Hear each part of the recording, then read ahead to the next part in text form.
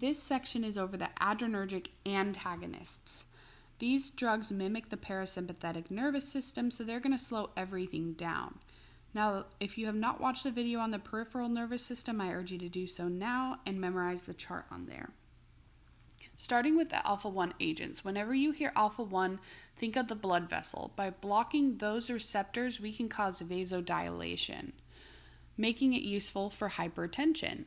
Additionally, there are some receptors located on the prostate, and it can help reduce the prostatic capsule contraction by blocking the alpha-1 receptors, making it useful for BPH, which is an enlargement of the prostate.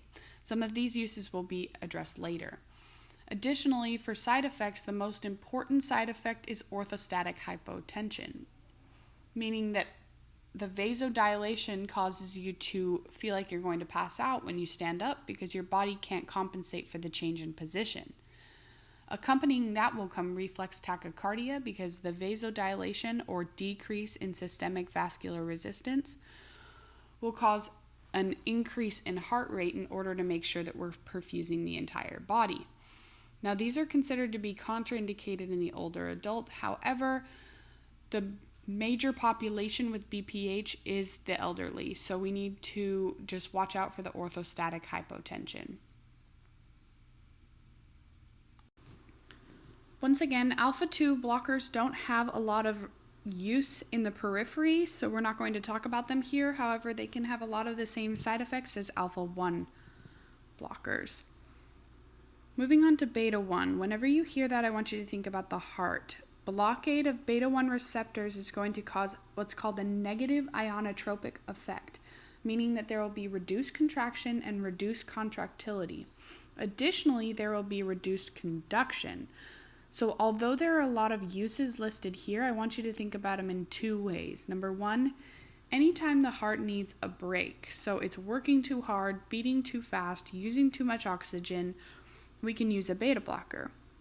Number two is anytime that we need to increase the filling time of the heart. So think about when you're super tachycardic, you don't have enough time to fill the ventricles during diastole, and so there's not enough blood being perfused to the rest of the body.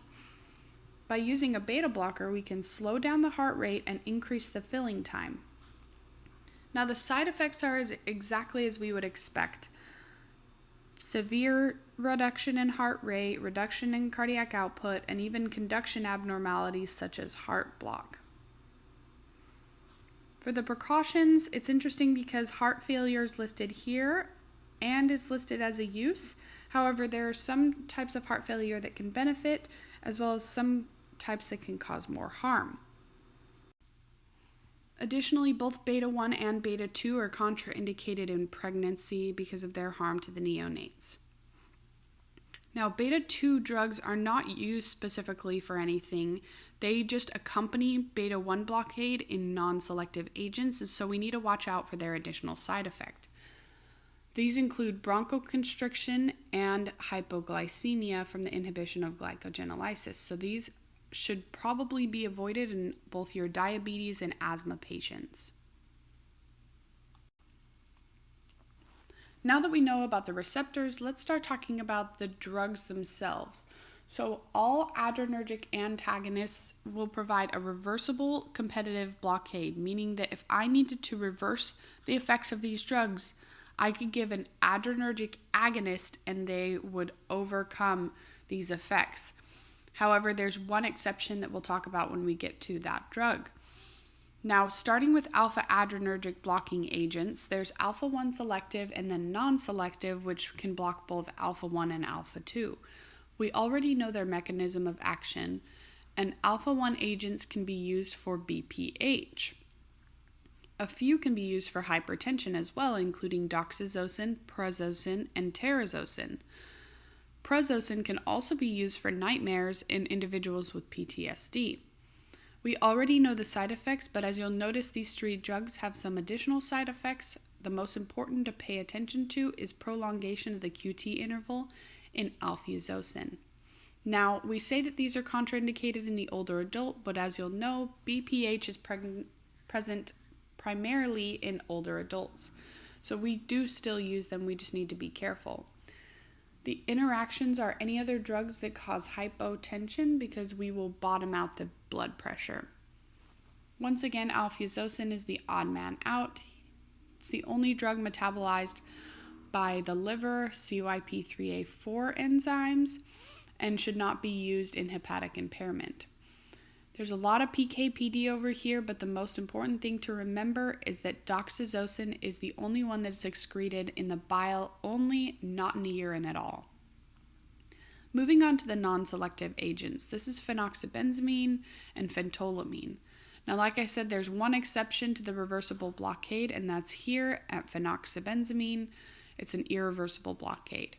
These are both used for a pheochromocytoma, which is basically a neurotransmitter-releasing tumor on the adrenal glands. Luckily, they helped us out with the name, so for pheos, we use pheno or phento. Over here, we already know the side effects that are just a little bit stronger than alpha-1 blockade only, and then phentolamine is contraindicated in those with an MI or an angina. Now let's move on to beta-blocking agents. All of the beta-blocking agents will block at least beta-1, so these are our heart drugs. We use them for cardiac dysrhythmias, and the side effects are bradycardia, heart failure, and AV block.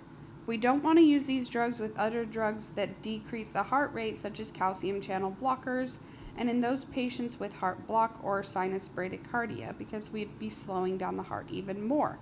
Luckily, the PK/PD is almost identical in every single one of them. They're highly lipid soluble with extensive first pass and excreted in the urine. Now, this is very busy, and I know that, but I'm going to make it super simple for you to remember. So there are first generations, which are non-selective. They block beta-1 and beta-2. The second generations are only on the heart, so they block beta-1. And the third generations not only block beta-1 and beta-2, but they also block alpha-1 on the blood vessels. Now, I want you to ignore these third generations for a minute. The way that I remember which drugs are in which section, so I can remember the receptors that they block, is by remembering A, B, E, M. So any drug that ends in LOL that has A, B, E, or M, it's going to be cardioselective. Everything else is first generation non-selective.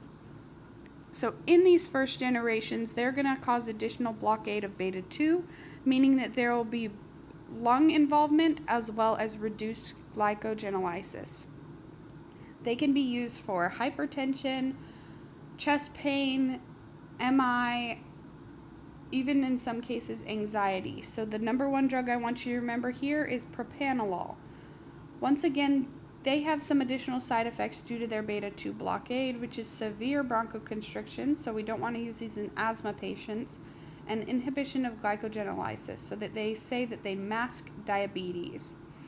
The major black box warning here for sotalol is that it can cause other arrhythmias, which seems ironic that you would use it for cardiac dysrhythmias, but you'll learn about it in your cardiac section. Let's move on to the cardioselective agents. Now, these block only beta-1, and they're used in hypertension and cardiac dysrhythmias with some similar uses such as angina and MI. Metoprolol is the number one agent here, and you'll talk about both esmolol and acebutol in your heart section. These drugs are preferred for asthma and diabetes because they do not block beta-2. Now, for the third generation, which I told you to ignore, I want you to just remember that anytime that they're dropping both systemic vascular resistance by vasodilating and heart rate in order to cause a major decrease in blood pressure very fast, we're going to use these. So think of these as your emergency drugs. They'll have all the side effects of alpha-1, beta-1, and beta-2 blockade. However, we need these in emergency situations to decrease hypertension. So the number one drug to remember here is labetalol. Finally, in 4 of the drugs above, there's the same black box warning, which is an increased risk of angina and MI if you abruptly stop the beta blocker.